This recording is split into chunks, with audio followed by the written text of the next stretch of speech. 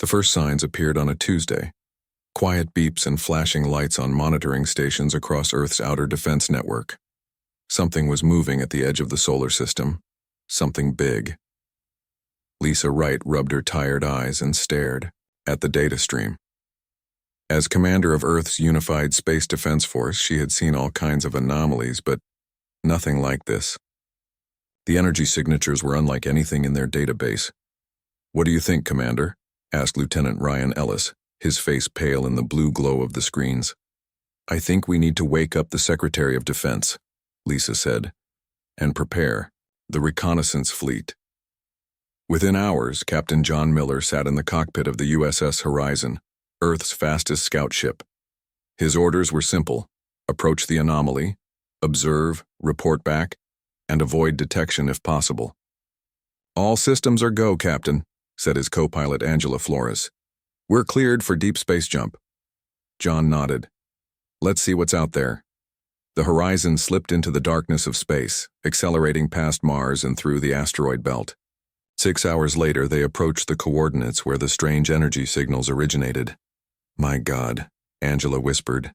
Before them stretched a fleet of ships unlike anything humans had ever built. Massive vessels shaped like arrowheads, their surfaces gleaming with strange metals.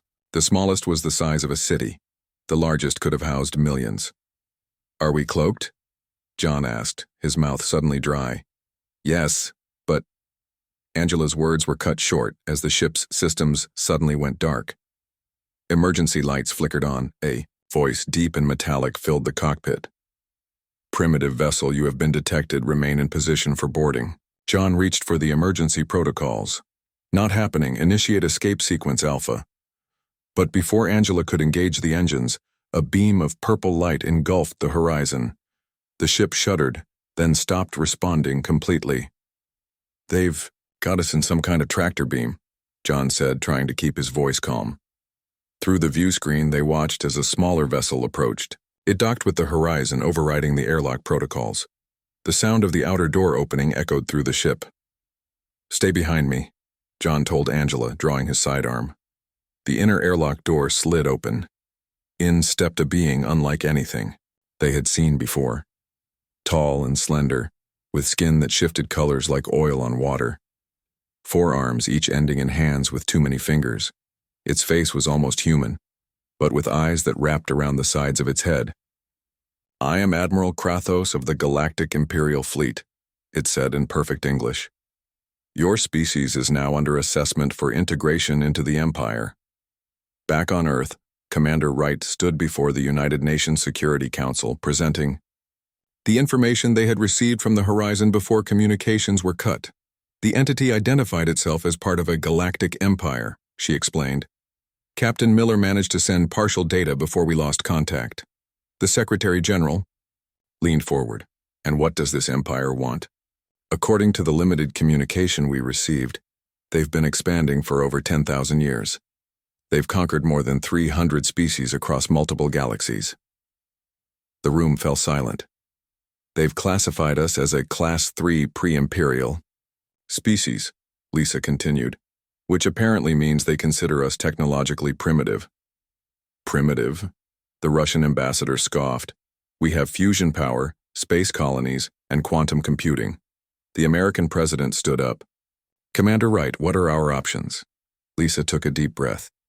"We have been implementing contingency plans for first contact scenarios for decades. Protocol Omega is ready to be activated." "The planet-wide defense grid?" asked the Chinese representative. "Is it operational?" "Yes," Lisa confirmed. "But we've kept its true capabilities hidden. All external observations would suggest our technology is at least a century behind what we actually possess." The Secretary General nodded slowly. "A deliberate deception?" "Humanity learned long ago the value of keeping our true strength concealed," Lisa said. "The Empire believes we're easy prey. They don't know what we're capable of." 3 days later, Captain Miller and Angela Flores were escorted into the massive throne room of the Imperial flagship. Admiral Krathos led them before being seated on a floating platform, larger than the others with skin that glowed from within. "Grand Sovereign," Krathos bowed, I present specimens from planet E3942, locally known as Earth. The Grand Sovereign's voice rumbled like distant thunder. You will tell your leaders that the Galactic Empire extends its grace to your world. Submit to imperial rule, and your species will be permitted to serve. Resist, and you will be eradicated. John stood tall. I'll deliver your message. The horizon was released, monitored by imperial vessels that remained just beyond lunar orbit. When John and Angela landed, they were immediately taken to the United Nations headquarters in Geneva. Before the emergency assembly of all nations, Captain Miller delivered the Empire's ultimatum. They expect our answer within 14 Earth days, he concluded. The debate raged for 3 days. Some nations advocated for immediate surrender, hoping to save lives. Others insisted on fighting regardless of the odds. But in secret meetings, Commander Wright and the heads of the world's major powers discussed the true plan. On the 7th day, Earth broadcast its response on all frequencies, in all languages, and using the Imperial communication protocols they had decoded from the Horizon's data. President Clark delivered the message personally, standing before the cameras with the leaders of Russia, China, the European Union, and 30 other nations. To the Grand Sovereign and all representatives of the Galactic Empire, he began, we have considered your offer of submission. Our response is simple and non-negotiable. Touch Earth and you'll vanish. In the throne room of the Imperial flagship, the message played before the assembled Imperial Council. When it ended, laughter erupted from the alien officials. Such arrogance, Admiral Krathos said. These primitives believe they can threaten the Empire. The Grand Sovereign silenced the room with a gesture. Show them our power. Destroy one of their military installations as a demonstration. Commander Wright stood in the control center beneath the Rocky Mountains as the alarm sounded. Imperial ships had entered Earth's atmosphere. They're targeting Andrews Air Force Base, an officer reported. Lisa nodded. Let them. Operation Sleight of Hand is now active. On screens across the command center, they watched as Imperial vessels fired upon the base. Explosions bloomed across the landscape. To any observer, it would appear that Earth's military might was being devastated. Casualty report? Lisa asked. 0, came the reply. All personnel and essential equipment were evacuated to the underground facilities. The base they're destroying is mostly holographic projections and empty buildings. Lisa allowed herself a small smile. Good, let them think they've made their point. In orbit, Admiral Krathos watched with satisfaction as the human military base erupted in flames. See how easily they burn, he said to his subordinates. These humans will learn their place. Little did he know that deep beneath the Earth's surface, in bunkers and hidden facilities around the world, humanity was preparing its real response. The warning had been delivered. Now they would show the Empire exactly what it meant to threaten Earth. The Empire had ruled the galaxy for 10,000 years. It had never encountered a species that could truly challenge its might. That was about to change. The Imperial ships hung in Earth's orbit like massive shadows, their hulls catching the sunlight as they moved. For 2 weeks they had maintained their positions, watching, scanning, and sending small scout vessels to observe from a distance. They never came closer than the moon, as if testing whether humans would react to their presence. In a secure underground laboratory beneath the Pacific Northwest, Dr. Alan Carter peered through a microscope at a sample retrieved from the Horizon's hull. The scout ship had returned with microscopic traces of Imperial biology, skin cells, residue, and what appeared to be a form of technological symbiosis between machine and organic matter. Fascinating, he murmured as he adjusted the focus. Their cellular structure is nothing like ours. Dr. Olivia West looked up from her computer station. What have you found? Their cells don't have the same protections ours do, Alan explained. They've evolved in environments without our specific pathogens. Earth bacteria could be devastating to them. He straightened and rubbed his neck. Get me a sample of Streptococcus. I want to see how their tissue reacts. While scientists worked, To understand the Imperial biology, General Susan Reynolds stood in the war room of the North American Defense Command. Digital maps showed the positions of every Imperial vessel, tracked by satellites that the aliens believed were simple weather and communication tools. "They're scanning our power grids," reported Major Frank Peters. "Mapping our infrastructure." Susan nodded. "Let them see what we want them to see." She turned to a young officer. "Lieutenant Garcia, activate the dummy networks. Make sure they detect what appear to be vulnerabilities." The lieutenant nodded and began typing commands. Susan looked at the largest screen showing a network of small objects being deployed in Earth's orbit. To the Empire, they would appear to be primitive nuclear weapons, dangerous, but easily neutralized by Imperial technology. In reality, they were something far more sophisticated. In a different facility, young engineer Kyle Davidson hunched over a workbench, surrounded by pieces of recovered Imperial technology. The components had been gathered from tiny fragments that had detached from the scout ships during their observations. "The shield frequency modulates every 3.7 seconds, he said to his team. "But there's a pattern, look." He pointed to a series of waves on his screen. "Their shields are completely vulnerable to a specific electromagnetic pulse for exactly 0.3 seconds during each cycle." Dr. Natalie Reed, the head of the engineering division, examined his findings. "Can we exploit that?" Kyle smiled. "We already have prototypes ready for testing." Meanwhile, aboard the Imperial command vessel, Commander Vexel prepared his report for Admiral Krathos. As Chief Intelligence Officer, he had been tasked with evaluating Earth's defenses and capabilities. "The humans have rudimentary nuclear weapons," he explained, displaying holograms of Earth's apparent military assets. "Their most advanced spacecraft can barely reach their neighboring planets. Their communications are easily intercepted." "Admiral," Krathos stared at the holographic images. "Yet they respond with threats. Touch Earth and you'll vanish.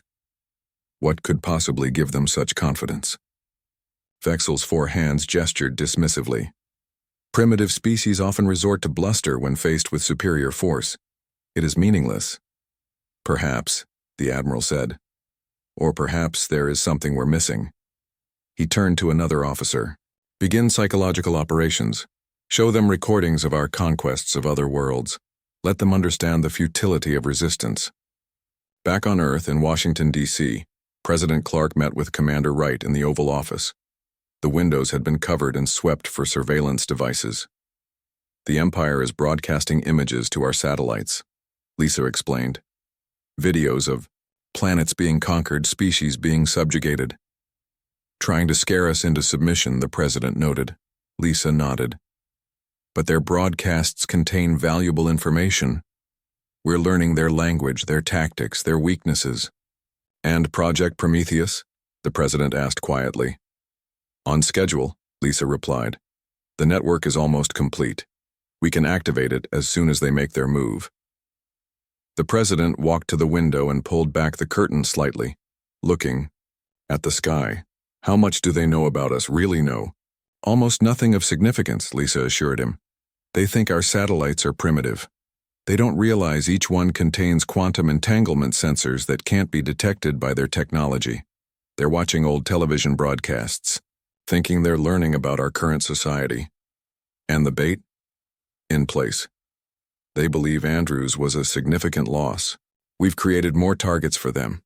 Fake military installations that look important but are actually empty shells." Across the planet, humanity continued its daily routines on the surface. People went to work. Children attended school. Farmers tended their fields. But underground, in secret facilities spanning every continent, preparations accelerated. In Antarctica, beneath 2 miles of ice, Dr. Nicole Adams calibrated the final components of Project Prometheus. The massive ring of quantum processors hummed, softly, its true purpose known only to a handful of people. "Energy output is stable," reported her assistant Paul. Nicole nodded. "Link it with the other 6 sites.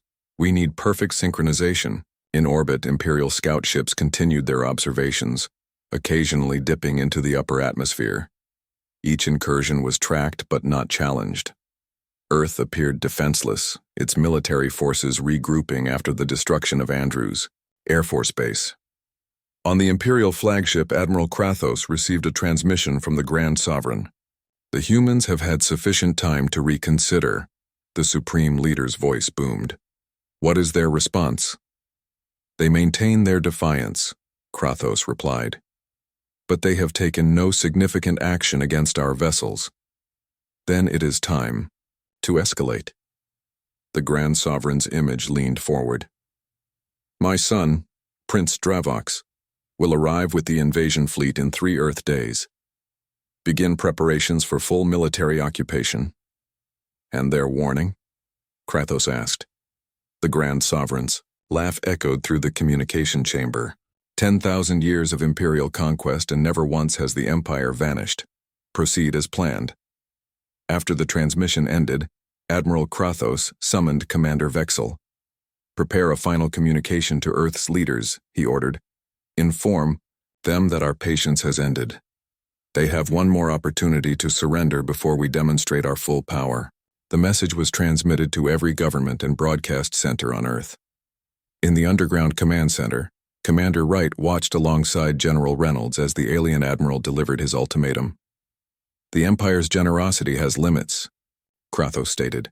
Submit within 1 Earth rotation or face the consequences of your defiance. When the transmission ended, Lisa turned to Susan. They're coming. Alert all stations. Initiate Phase 1. Around the world, hidden facilities activated. In silos disguised as grain storage, in underwater bases marked as research stations and mountain bunkers listed as weather outposts, humanity's true defenses came online. The Empire had no idea what was waiting for them.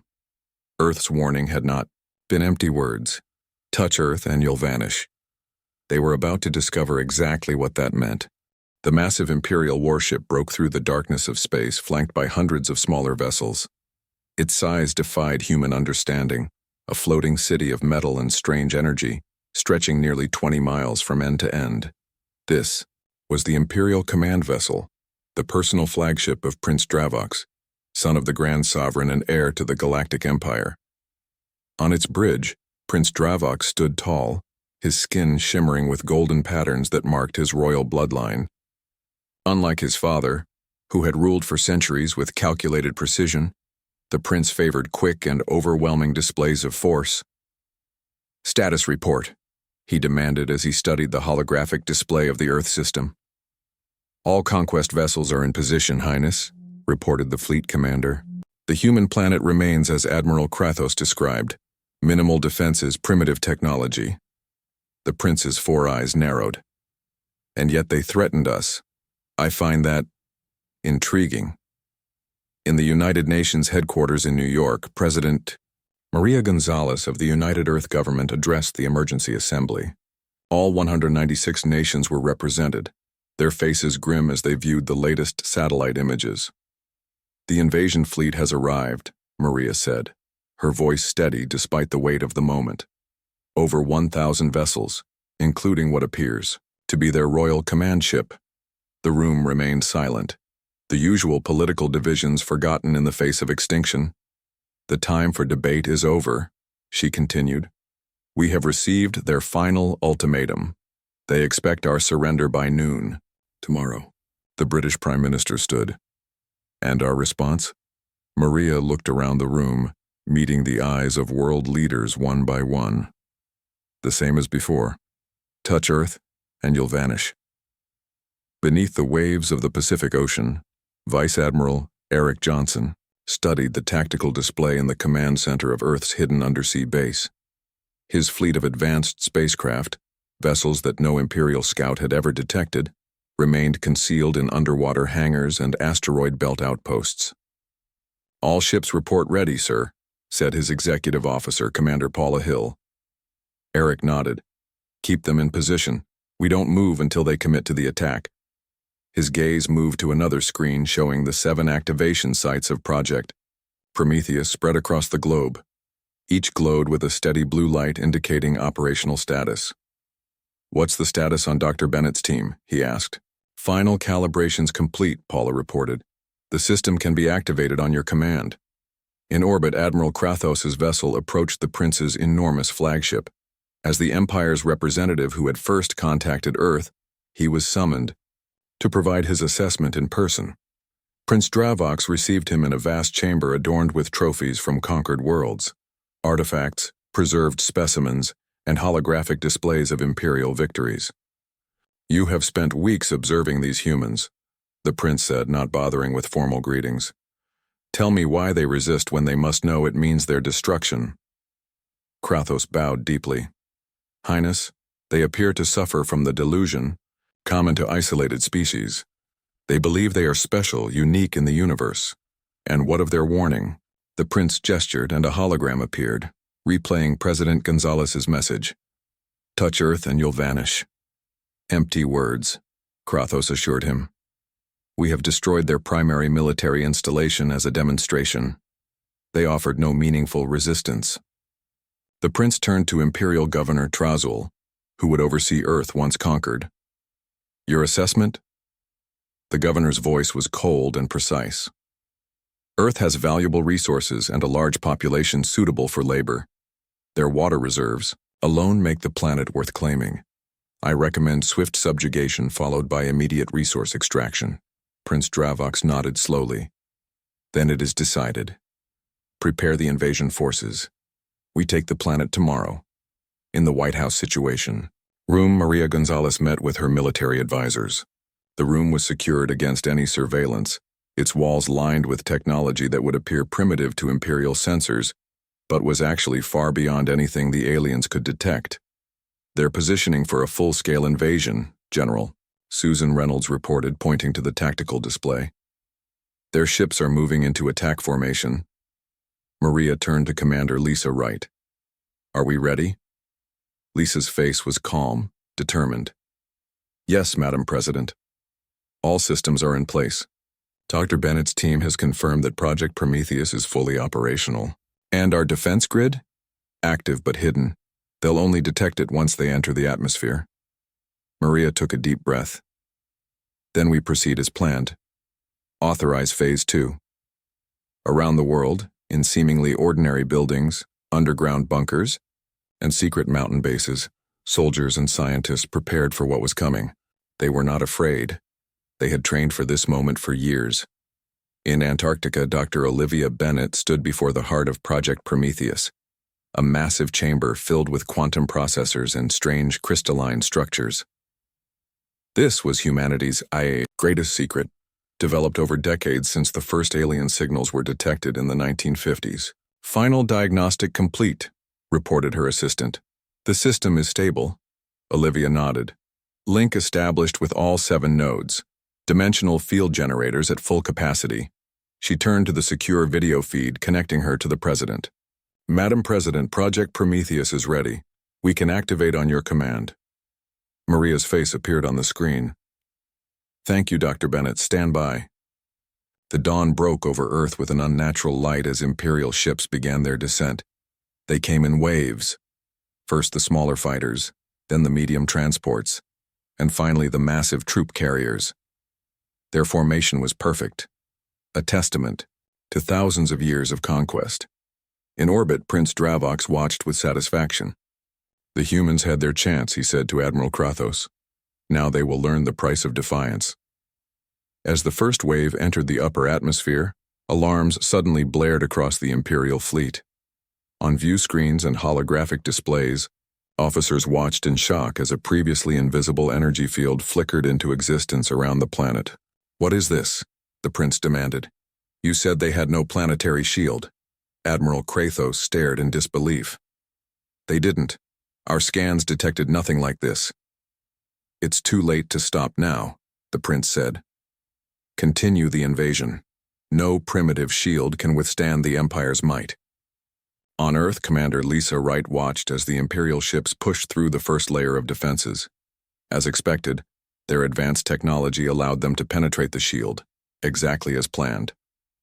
"They're through the outer layer," she reported to the president. "Moving exactly as predicted." Maria nodded grimly. "Then it's time. Give the order."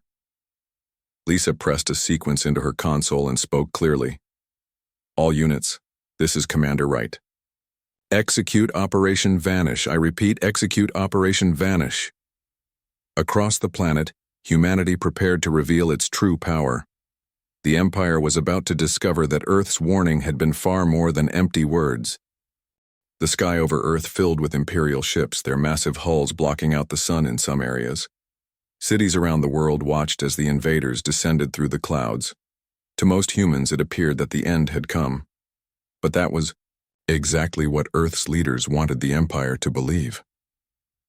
Commander Peter Lee sat in the control center of the satellite defense grid, his fingers moving across a holographic display.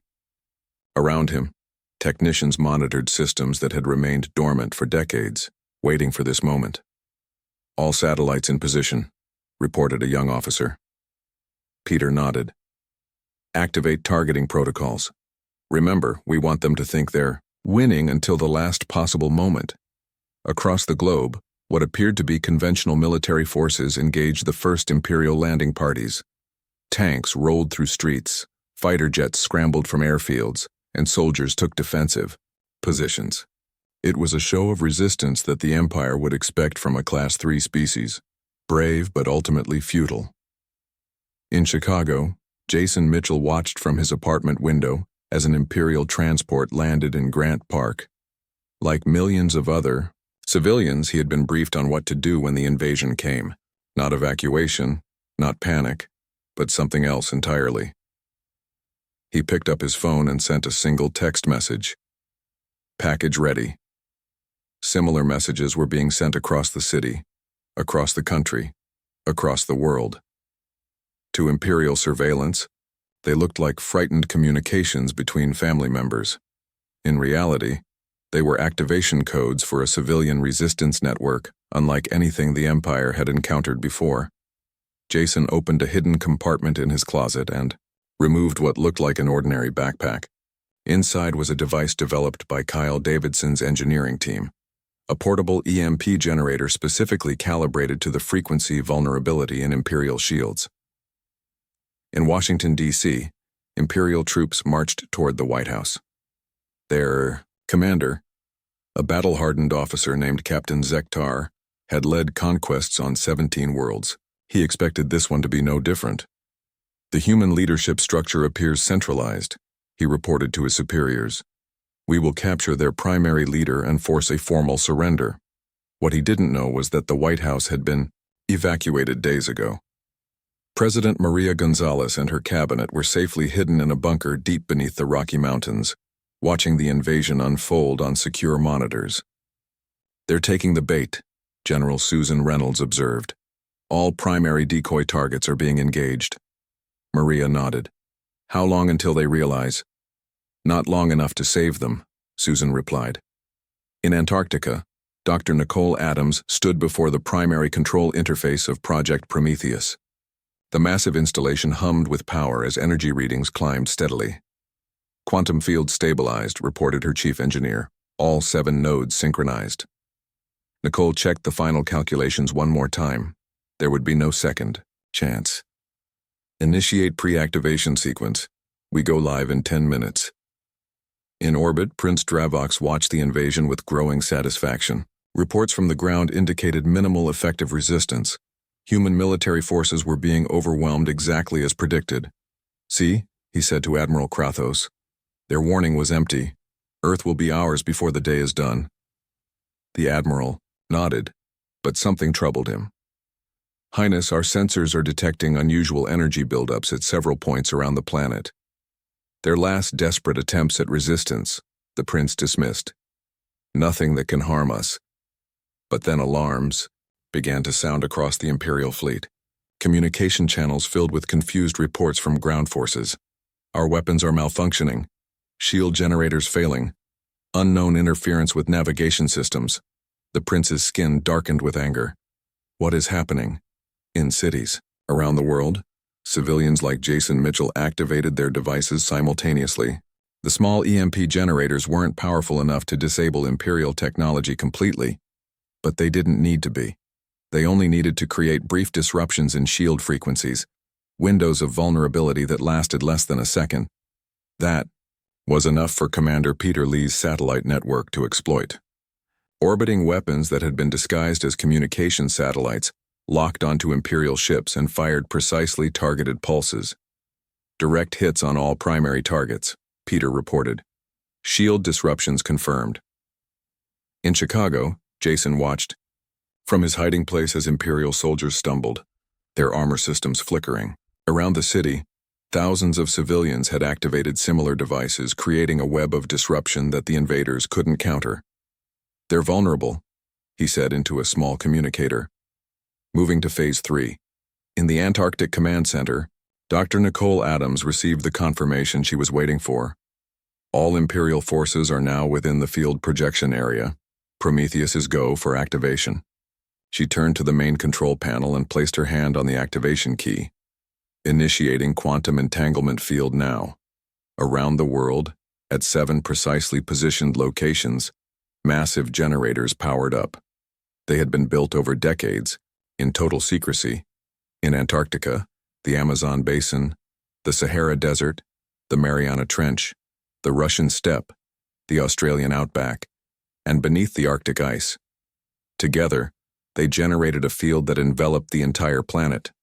To the naked eye, nothing seemed to happen, but on a quantum level, reality itself was being altered. In orbit, Prince Dravox watched in growing horror as his sensors detected something impossible, a quantum field of enormous power surrounding the planet. "What is this technology?" he demanded. "No Class 3 species could possess this." Admiral Krathos had no answer. Nothing in 10,000 years of Imperial records described anything like what they were witnessing. On the ground, Imperial troops began to experience strange effects. Their weapons stopped working completely. Communication systems went silent. And then, most terrifying of all, their physical forms began to shimmer and distort. In Washington, D.C., Captain Zektar stared at his troops in panic as they began to fade from view. "What is happening to us?" he shouted into his communicator. But no one answered. Across the planet, Imperial soldiers and ships began to vanish. Not explode, not die, simply disappear, as if they were being erased from reality itself. In the Rocky Mountain Command Center, President Maria Gonzalez watched the tactical displays as red dots representing Imperial forces blinked out one by one. "It's working," she whispered. Commander Lisa Wright nodded. "Project Prometheus is performing exactly as designed. The quantum entanglement field is shifting them out of our dimensional plane." "Where are they going?" Maria asked. "A pocket dimension," Lisa explained. "One that we created specifically to contain them. They aren't being killed, just relocated." In orbit, Prince Dravox watched in disbelief as his invasion force vanished before his eyes. Ship after ship, troop after troop, gone, without a trace. "Retreat," he ordered. "All remaining vessels withdraw immediately." But it was too late. The quantum field expanded outward, engulfing the orbital fleet. The prince's own flagship began to shimmer, its massive hull becoming transparent. "This is impossible," were his last words before he too vanished. In less than 30 minutes, the entire Imperial invasion force, over 10,000 ships and millions of troops, had disappeared from normal space. The warning had been fulfilled. They had touched Earth, and they had vanished. Jason Mitchell stepped out onto the street, where Imperial troops had stood just moments before. The only evidence of their presence was some strange dust that glittered in the sunlight. All across Earth, humans emerged from their homes and shelters, looking up at a sky that was once again clear and blue. The invasion was over. In Antarctica, Dr. Nicole Adams monitored the final readings as Project Prometheus powered down. "Field collapse complete," she reported. "Dimensional transfer 100% successful." President Maria Gonzalez addressed the world. That evening, her face was solemn but resolute. "Today, humanity faced its greatest challenge," she said. "An empire that has conquered 300 worlds came to take our home. They did not believe our warning. Now they understand what it means to threaten Earth." News of Earth's victory spread through the empire like wildfire. The loss of Prince Dravox and the entire invasion fleet sent shockwaves across thousands of worlds. Nothing like this had happened in the Empire's 10,000-year history, and entire armada, gone. Millions of Imperial soldiers and crew vanished without a trace. On the Imperial homeworld, Grand Sovereign Zul'Tarak sat motionless on his throne. For hours he had not spoken, not moved, as reports confirmed what seemed impossible. His son and heir was gone. His finest ships were gone, and a planet that should have been easily conquered had somehow defeated the mightiest force in the galaxy. "My lord?"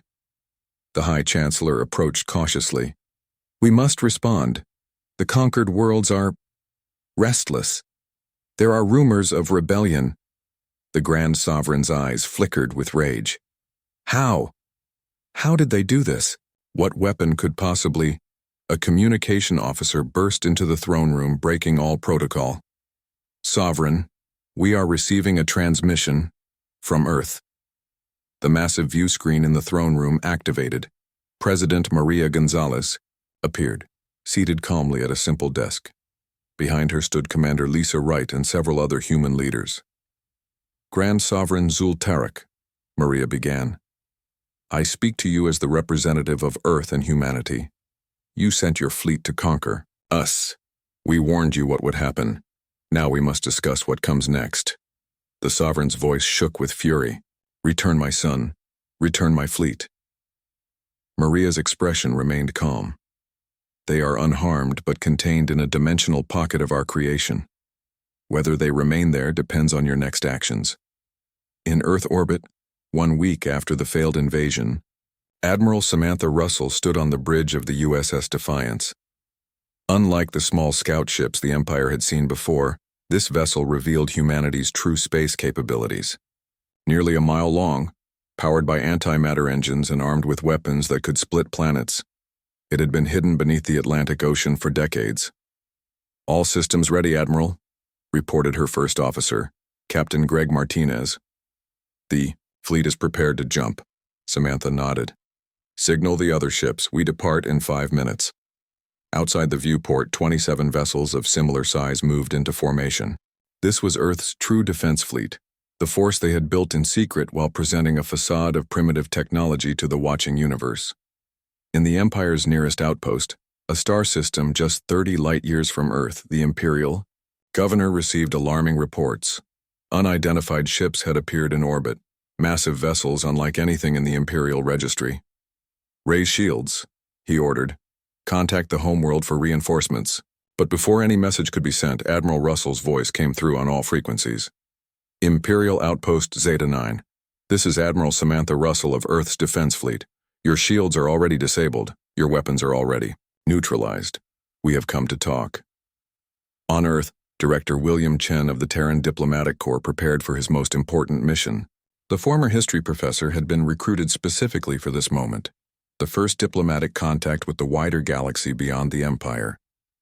"The translation matrices are updated with all Imperial languages," his assistant reported. "We've also included data on the 57 species currently under Imperial rule." William nodded. "And our guest?" "Waiting for you in the conference room." When William entered, a tall Imperial stood by the window, staring out at the Washington Monument. Unlike others of her kind, her skin patterns were subdued, almost faded. "Dr. Zexara," William greeted her. "Thank you for your cooperation." The Imperial scientist turned. She had been aboard a research vessel at the edge of the solar system when the invasion failed. Her ship had surrendered immediately. "Your people did the impossible," she said softly. "The Empire has never been defeated in 10,000 years. Which is why we need your help," William explained. "You understand both Imperial culture and science. You can help us prevent unnecessary bloodshed." Zexara's 4 eyes blinked slowly. "What you did to the invasion fleet, can you truly do that to the Imperial homeworld?" William didn't answer. Directly. "Let's just say Earth's warning applies to anyone who threatens us. Now tell me about the subject races who might welcome liberation from the Empire." In the dimensional pocket where the Imperial invasion force was contained, Prince Dravox watched with growing horror as viewscreens showed him what was happening in the outside universe. Humans had provided these monitors as a courtesy, or perhaps as psychological warfare. He saw Admiral Russell's fleet revealing itself to the outpost. He saw the Imperial homeworld in chaos as rebellions erupted on a dozen conquered worlds. Most shocking of all, he saw his father, the Grand Sovereign, meeting with Vice President Daniel Rodriguez aboard a neutral vessel. "Impossible," he whispered. "How could primitives do this to us?" An Imperial officer approached him. "Highness, the humans have sent another message. They say they will return us to normal space if the Empire agrees to their terms." "What terms?" the prince asked bitterly. "Independence for all conquered worlds, recognition of Earth's sovereignty, and you as a permanent ambassador to Earth to ensure the peace is maintained." The prince stared in disbelief. Not execution, not imprisonment, an ambassador. These humans were either very foolish or very confident. On the Imperial homeworld, Grand Sovereign Zul'Tarek faced the most difficult decision of his 10,000-year reign. The evidence was irrefutable. This primitive species called humans possessed technology far beyond Imperial understanding. They could have destroyed the invasion fleet, but chose containment instead. They could attack the Imperial homeworld, but were offering peace. "What do we know of these humans?" he asked his advisors. "How did they develop such technology without our knowledge?" The head scientist spoke hesitantly. "Sovereign, we have reviewed their history. They develop differently than any species we've encountered. While most civilizations follow predictable technological paths, humans pursued multiple directions simultaneously. They appear to have mastered dimensional physics centuries ago but kept it hidden. Why hide such power?" the sovereign wondered. "It appears to be cultural," another advisor suggested. "Their historical records show a pattern of concealing their true capabilities from potential threats." Vice President Daniel Rodriguez sat calmly across from the Grand Sovereign. Despite the enormous power imbalance that had existed just weeks before, it was now the human who spoke from a position of strength. "Earth has no interest in conquest," Daniel explained. "We never have. But we will not be conquered either. Our terms are simple: independence for all worlds under Imperial rule, recognition of Earth's sovereignty, and open diplomatic relations." "And if I refuse?" the sovereign asked. Daniel's expression didn't change. "We've demonstrated our ability to remove your invasion force from normal space. Our scientists assure me the same principles could be applied to the Imperial homeworld itself." The message was clear without being explicitly stated. Touch Earth again, and the Empire itself would vanish. 3 months later, Admiral Samantha Russell stood on the observation deck of Earth's new orbital diplomatic station. Below her, the blue planet continued its peaceful rotation. Around her, representatives from 30 former Imperial subject worlds prepared for the first Galactic Congress of Independent Worlds. "Admiral," a young officer approached her. "The delegates from Proxima Centauri have arrived, and the Imperial ambassador requests a moment of your time." Samantha nodded. "Earth's place in the galaxy has changed forever," she said quietly. "We kept ourselves hidden for centuries, developing in secret, preparing for this moment." She turned to face the stars where thousands of newly freed worlds were discovering what humanity had always known. Sometimes the greatest power isn't in conquering the galaxy. Sometimes it's simply in being able to say no and having the strength to back it up. And sometimes a simple warning is all you need. Touch Earth and you'll vanish.